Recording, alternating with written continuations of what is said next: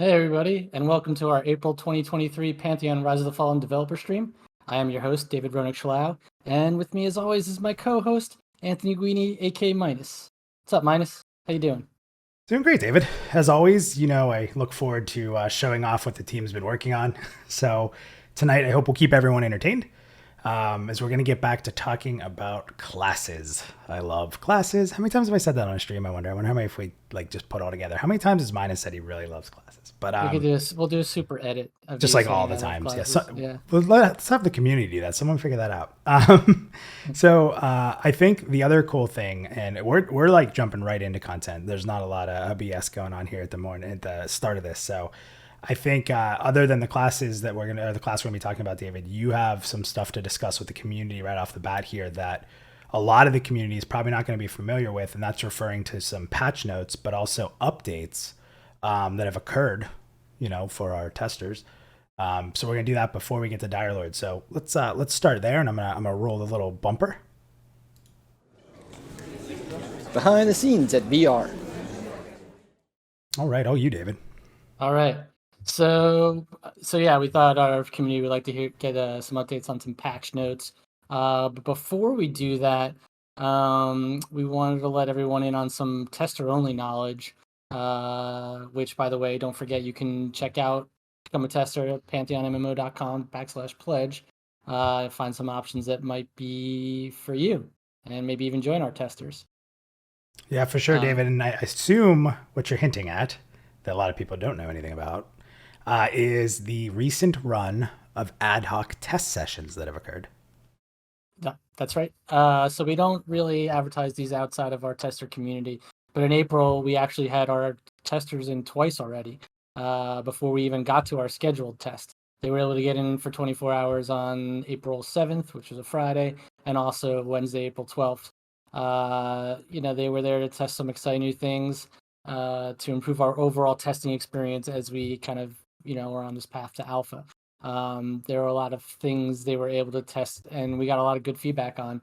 One of the biggest was the fact that our programming team is focused in a huge way on overall performance across the game. This includes some quality of life additions, some higher frame rates, a wide variety of machine types, as well as a massive improvement in our server stability. In our last test, actually, we barely had any hiccups when it came to holding the player load. Even asking all our VIPs to start the test by making new characters so that we had everyone sort of concentrated in a single area. We have a few more things that we're working on, but I feel like we've made some really big strides, and in the upcoming test, tile hitching should be gone. Yeah, so David, I think that's a personal one for us because if anyone's ever watched some of our videos, we've seen some comments where people are like, why is it hitch every once in a while when you guys are filming your videos? That was just like a built-in thing that's been around, David, forever, right? Like ever since you started. Yeah. Since we started filming videos. Yeah, it just was never a priority. So, I mean, that's gone. I mean, it's going to be pretty incredible. So we've also seen improvements in like how experience is delved out to the group, like for group play, assuming like level range. So we wanted to ensure that it was beneficial to everyone involved, and we further evolved that system around like the level gaps and making it more playable as a team, more fairly balanced. There were times where perhaps someone leveled too far over the bottom person, and it was like, we should probably kick this high level person so we get more experience. It was like literally a negative, but we've done a lot to improve that. And I'll tell everybody, if you're a tester and you have not been in recently on the ad hoc tests, there has been a lot of work done in hit rating and like depending on your level. So for those of you that might have been fighting some red cons in the past, be a little careful. They might be a little harder than they used to be. So if you're a VIP who didn't get into ad hoc testing or just waiting for the session coming up this weekend, be aware. And aside from all that, we've also implemented some early work on harvesting trees and continued to expand on our recipes for cooking, building these systems out fully. So basically crafting and harvesting are getting some love. Yeah. Another thing that I was really excited about, and we got a lot of positive feedback from our ad hoc testers on, is we had a large improvement to our climbing system. Prior, for anyone who's tested or if it's gotten out with us talking about climbing, the difference in endurance drain as you're climbing and the speed at which you climb, those are two things that should be affected by how your climbing skill is playing out.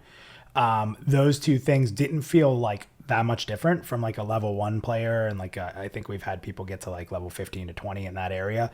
So someone who had like actually focused on like maxing their climbing, it didn't feel much different. That system is vastly improved. So now people actually do really feel those skill ups. It allows you to climb faster and longer. So the combination of that's really nice. So I can't wait to like get to the high levels and really be able to tackle some cool things. So yeah, that's been really cool. And I like, again, that everyone's enjoyed that as well. I love sharing these notes with the greater community because there's a lot of really strong steps forward for us as a team that we sometimes just keep within the VIP community. And I think we're seeing a lot of progress on these items, and I just can't wait to let them out of the bag, you know? Yeah. Yeah. And those are like the points we just covered are awesome. But David, you were able to kind of poke at Joppa a little bit and say, hey, give us some internal patch notes. We haven't read patch notes in a while. So sometimes these are fun because we may not even, we'd say something and people are like, what does that mean? And then people start to dissect. So I'm going to hand it over to you. Do you want to read through some additional patch notes to tell the community? I do. I feel remiss that I don't have my guitar to sing the patch notes on, but maybe next time. So we finished. All right, so I'm going to read these. So we finished a significant rebalancing of dungeon and overland dungeon NPCs. The test last weekend hit in the middle of this rebalancing process, which left our dungeon overland dungeon NPCs in a much squishier state than intended. Be warned, expect a longer TTK when engaging these NPCs and higher outgoing melee damage for melee-based dungeon NPCs.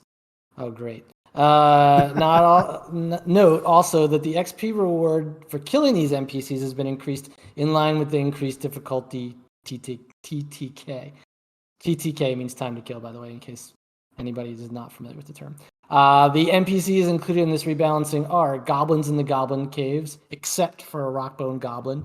Whatever that means. Everyone's saying you have so much reverb because you got into your excited mode. So now it's like it's reverberating. People ask if you're in a bathroom or a school hallway. It does kind of sound. I'm coming to you live from the goblin caves. So I'm actually seeing the rebalancing to all these goblins except for the rockbone goblin. He's the only one. Sav said she put you in a dungeon. So also included in this rebalancing are the spirits at the haunted manor, the orcs up at the cliffs, and the Gadai in the cliff encampment. So everybody loves some class updates as well. So that's some things, but let's get into some of the class stuff. Shaman Hurry the Pass will now function for all Shaman HOT spells: Mantle, Line, Refresh, Echo. We got some changes to the Rogue. The Rogue traps you'll like these. Rogue traps can now be resisted properly, scaling with Tricks of the Trade skill. Placing a trap now triggers a skill up chance for Tricks of the Trade. Shadow Walk now has a visual effect on the character. Shadow Step now has a max vertical height it can traverse. Fails in combat log with vertical height too far.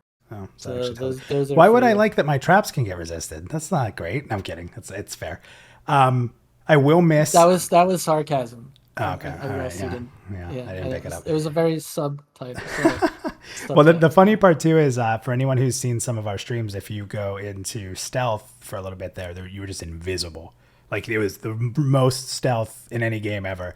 But what was cool is if you were in the sunlight, right, you had like a shadow on the ground, like Peter Pan. And I always thought that was super cool. I would like sneak up on people in testing and you'd see like this halfling shadow like coming up behind them.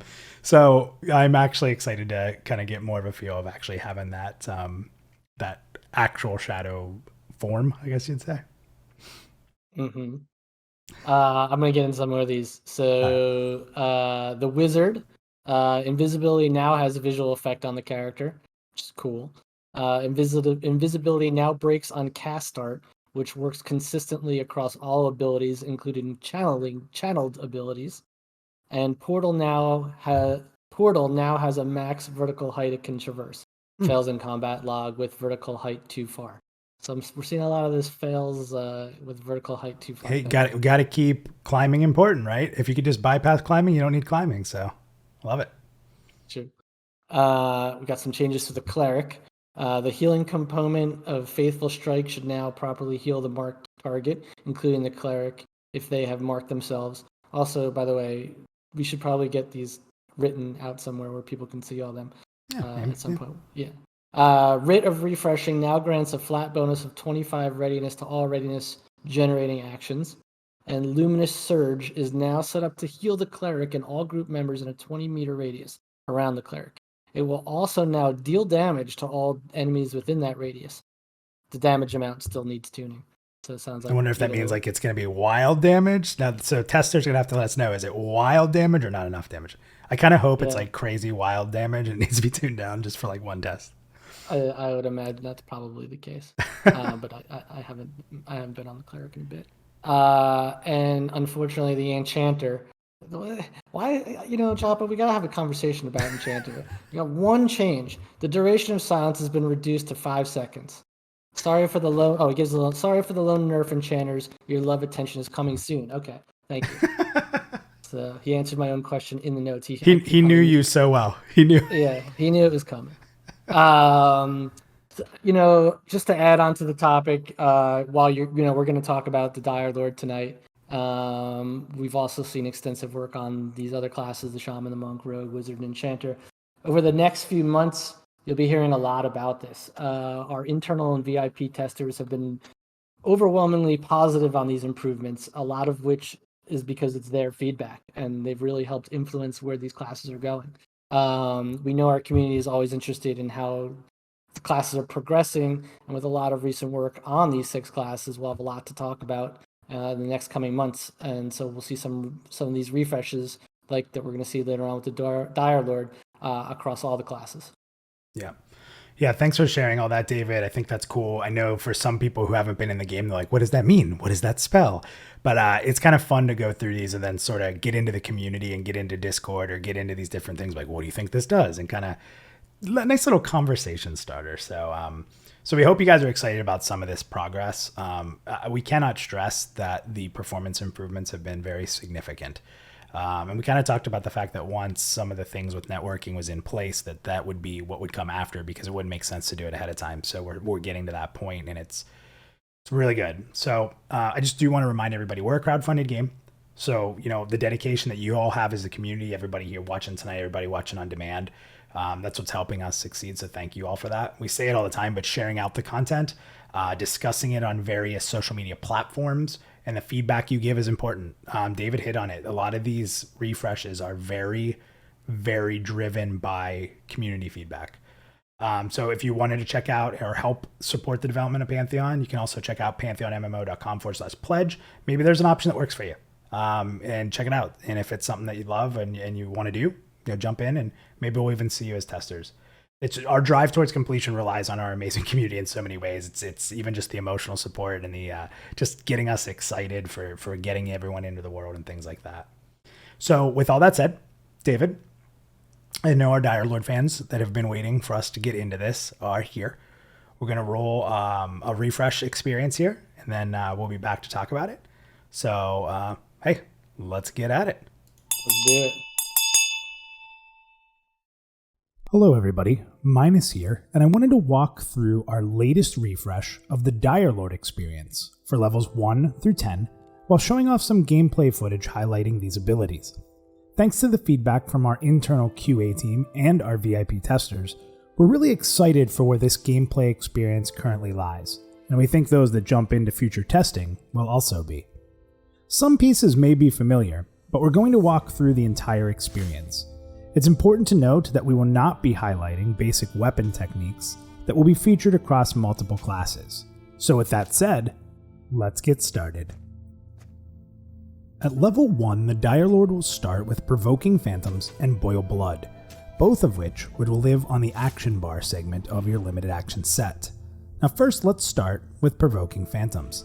This is a no-cost, instant cast ability with a range of 20 meters and a 5-second cooldown. This ability will generate a moderate amount of threat, and whenever you use an ability on an afflicted target that consumes or generates essence, Provoking Phantoms will gain 1 stack up to a maximum of 20. Each stack will increase the amount of threat you generate on the target with subsequent actions. You can only use Provoking Phantoms on one enemy at a time. Using this ability on a new target will immediately remove the effect from the original target. Now before we get into more details, let's move along to Boil Blood. Boil Blood will cost you 250 essence and does feature a 1.5 second cast time. This is also a 20 meter range. You corrupt an enemy with your own essence, causing their blood to boil and burst, dealing minor fire damage every 3 seconds for up to 30 seconds. Now Boil Blood generates increased threat with each tick. It does, however, have chances to be resisted depending on your corruption skill. We believe that Dire Lord players will feel strong out of the gate with these two abilities that can pull from a distance, but also put you in a great spot to fight safely at early levels. Between a damage over time effect using Essence and a free pulling/threat ability, you should feel both solo ability and solid group play with these abilities, while adding damage with starting weapon techniques. These abilities together will also aid a Dire Lord in maintaining threat on targets as damage dealers push to their limits, helping a player from the get-go in group play. So let's move on to level 2. The Dire Lord will get their first utility ability, Sanguine Shield. Now this is a 250 cost essence ability which is instant cast, and this converts your essence into a shield, absorbing damage taken for up to 20% of your maximum health for 10 seconds.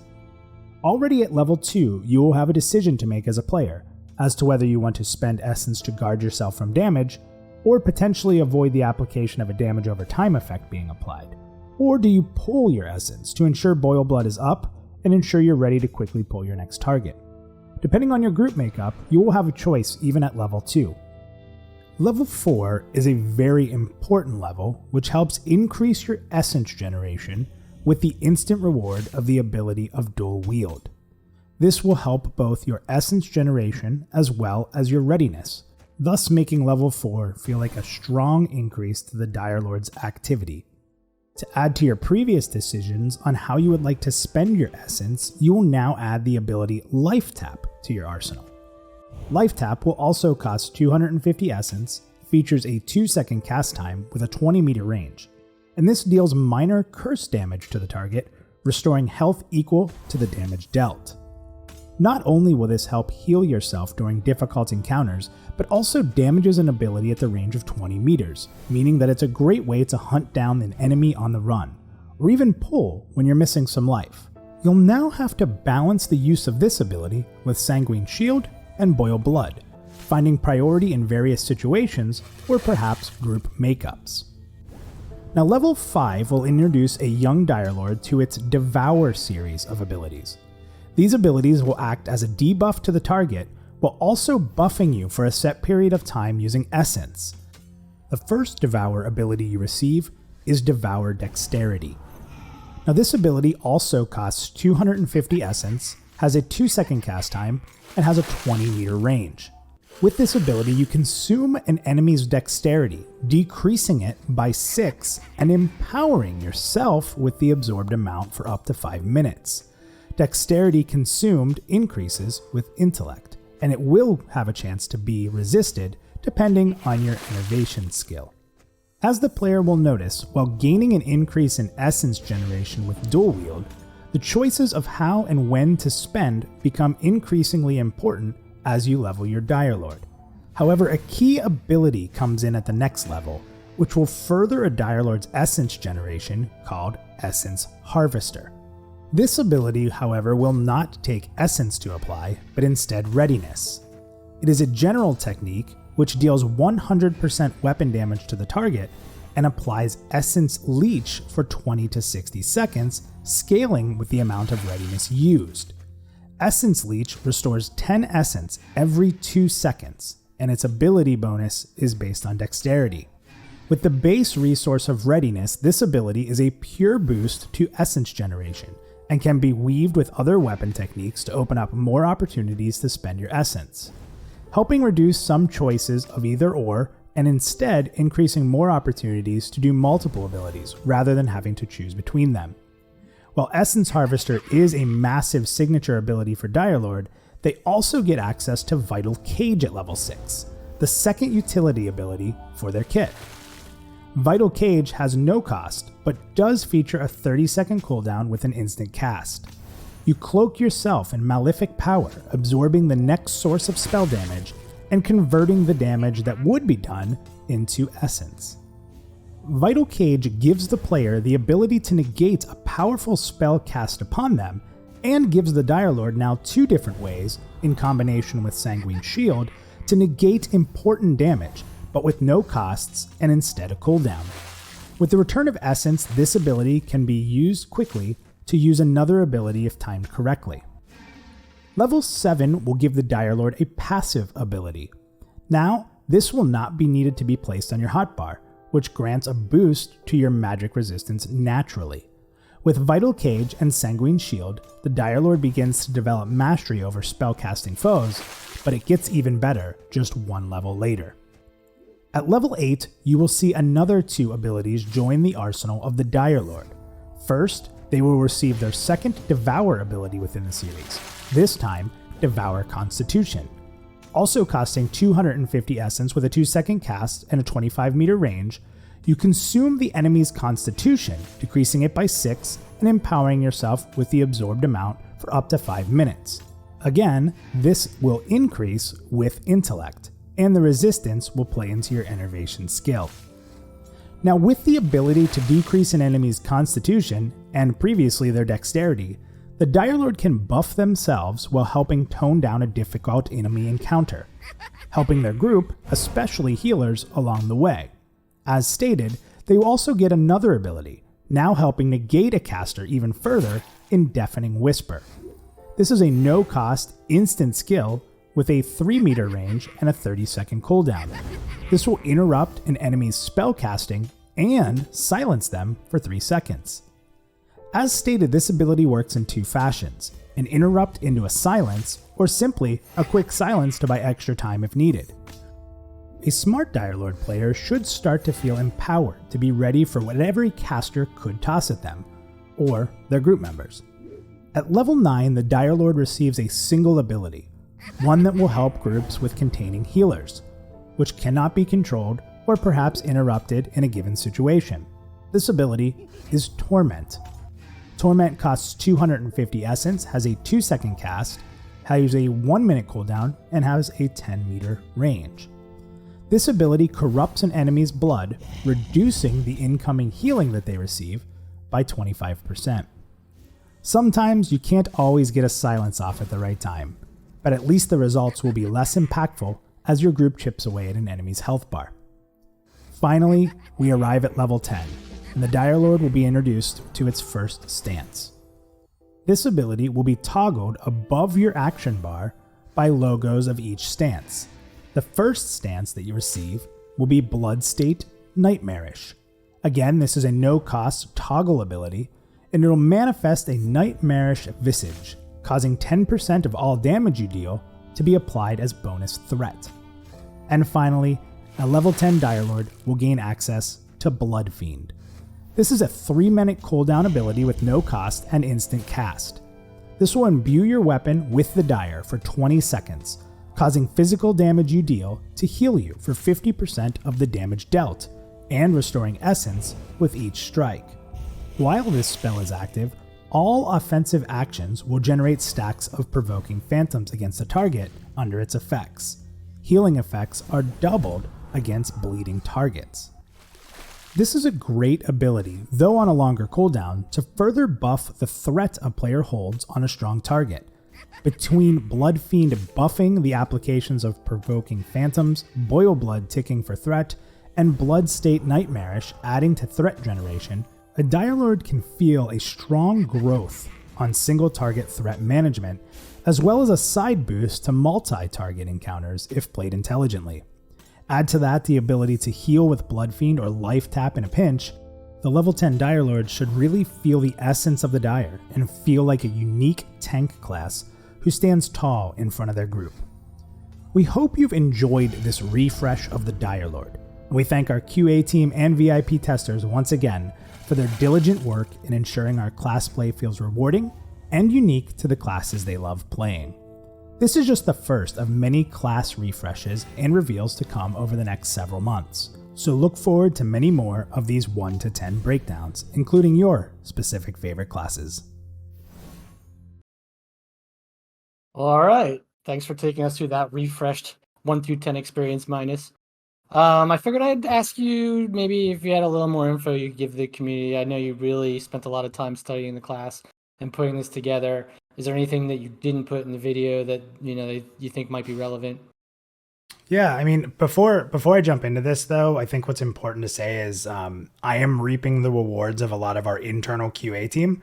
I do not put in the amount of effort that they put in whatsoever. I get to kind of jump in when it's really refined and the design team's done a great job and the QA team's tested. So I just want to be sure to let everyone know that that's like the really hard work. So I got to get in there and kind of like really play with like a really put together class. So Well, and don't forget also, obviously, as we talked about before, our external testers who have come in and given their 2 cents as well. I think they've made some significant impacts on the way the class is being designed. Yeah, so. For sure. So yeah, a couple things about the Dire Lord that I like touched on, but I want to get a little more in depth on because if people don't know, I obviously play a rogue a lot, right? Like I talk about playing a rogue, but if you won't go through my MMORPG history, yeah, right. If you go through my MMORPG history, I actually almost 90% of my play is tanking. And that's just because of being a guild leader and you always needed a tank. So I always played tanks. And then if I got lucky enough to play DPS, every once in a while I'd play a rogue. So it was really exciting for me to go through this. So here's 2 bullet points I'm going to go into. So the starting level 1 toolkit, for anyone who's tested, I think would agree. It's a really strong start for the Dire Lord. Between the fact of having like the weapon technique, it's like a double hit with the axe. And that's like an axe technique, but then you get provoking phantoms and boil blood.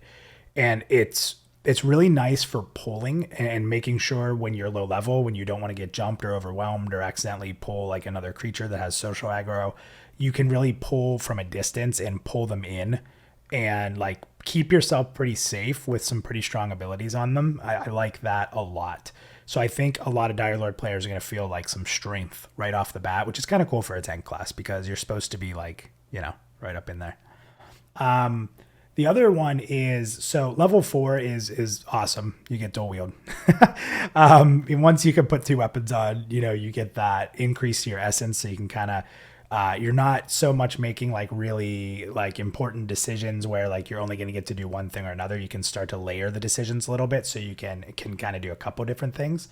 But the level 6, I talked about it in the video. I want to go more in depth on this because this harkens back to me from a long time ago. I won't say the game, but playing a warrior tank.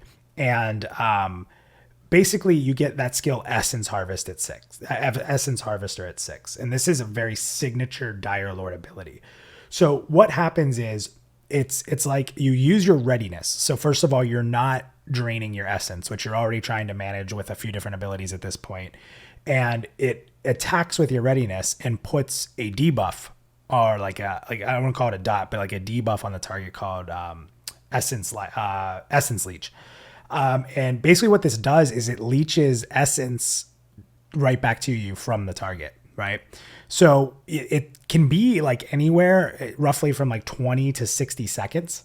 So if you use a lot of readiness and let's say you get into a problem situation, you have a healer, you have a decent group, but you get quite a few targets. You can put this, and if you're smart and you're tabbing or you're switching through targets, you can like use your readiness to throw this on like 2 to 3 targets and you're harvesting essence from all of them.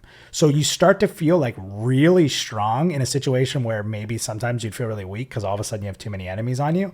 And it gives you the ability to gain enough essence to do like Sanguine Shield more and reduce damage, or it gives you the ability to throw Boil Blood on all of them so you make sure you're holding the threat. It's a really cool experience. Now, if you miss, it's awful. But like, throwing that debuff on all of them, it's really cool in those moments where you can survive fighting multiple enemies. So I just want to throw that out there because it really harkened back again to, and some people might know what I'm talking about, but playing a warrior tank and really having to, I think a lot of MMORPGs now have gone to like when you're AoE tanking, it's just like you have a one button you push and you just hit everything and it stays on you and it's easy. So it kind of brings skill back to like multi-target management.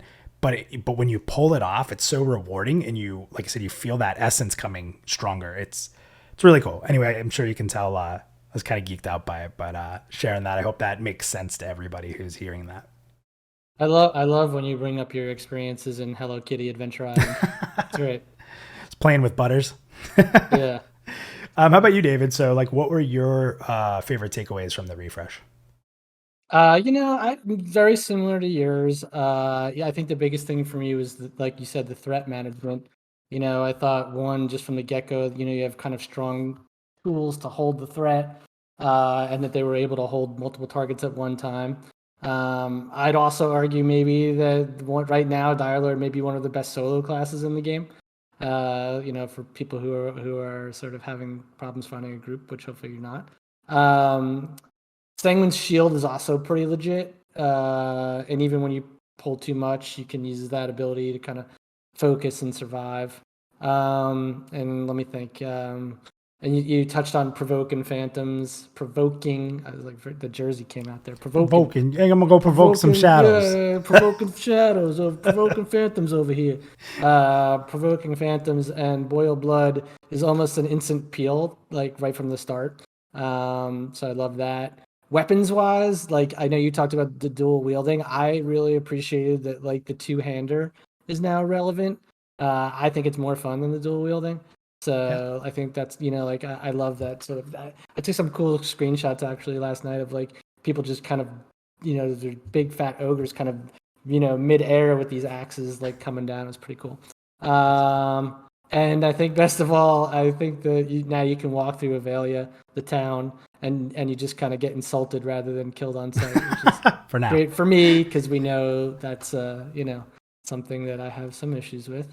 Yeah, a little bit. I love it. I love that.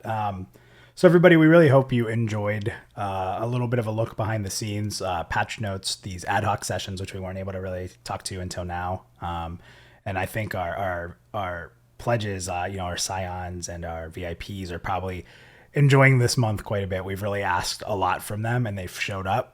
How do you say to a giant group of people going into a playtest, we need you all to not play the characters you've been building. We need you to make a level 1 character. And like everybody did. Like, I mean, I'm gonna be honest. It reminded me of another game, Hello Kitty Adventure Island, maybe, where everybody would make level 1 characters and run from like one end of the world to the other. Yeah, naked races. Yeah, yeah. Like with the level 1 races. Yeah. So it's cool that we got to show everybody that, and I really hope. Again, I just love talking about classes. I hope you enjoyed the Dire Lord refresh and that format. Hopefully, if everyone enjoys it, you're going to see that through the rest of our classes, so you can kind of get an idea of where we're heading with those and how they've been adapted from feedback and just getting them really into that class fantasy that we want to have in Pantheon. So, yep. Well, thanks everyone for hanging out tonight. Don't forget next week, Minus and Joppa will be discussing the mastery system coming back on Parting the Veil. So we'll hope to see you all next Thursday live on Twitch. Also, it's not too late to submit your questions across our various social platforms. Just look for the Parting the Veil post and add it. And maybe we'll feature you on the show. Also, we have a bunch of community members. Let's see, it's Pantheon Plus, Nathan Napalm, and Bazgrim will be streaming our pre-alpha session this weekend from their various points of view. So that's super exciting.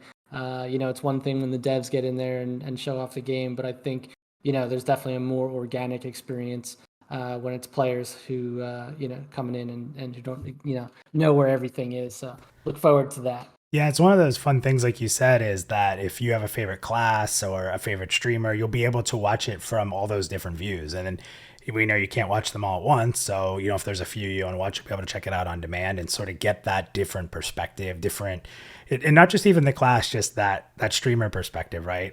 The group you mentioned, there's a lot of characters in there. Really? I've never, you think? Maybe. Yeah, so it should, we're hoping that, at least one of those you're going to really enjoy watching, if not all of them. So really look forward to it. That'll be at 4 p.m. Pantheon time, 7 p.m. the cool time, Eastern Standard Time. Is that what it is? Okay. 7 p.m. Eastern Standard Time. Yeah, that's what I'm always. There's a daylight time. It's Eastern time. It's just Eastern time, whatever the Eastern time is. Really, Eastern, yeah, I don't know. It's Eastern time. Really looking forward to that. David, thank you for another fun development stream. Appreciate you, buddy. And thank you to the community for lighting up the chat. You guys have been awesome tonight. Really appreciate the back and forth and the excitement. And you'll see more of this. And for anyone who comes to Party of the Veil, we'll see you next week. Thanks, everybody.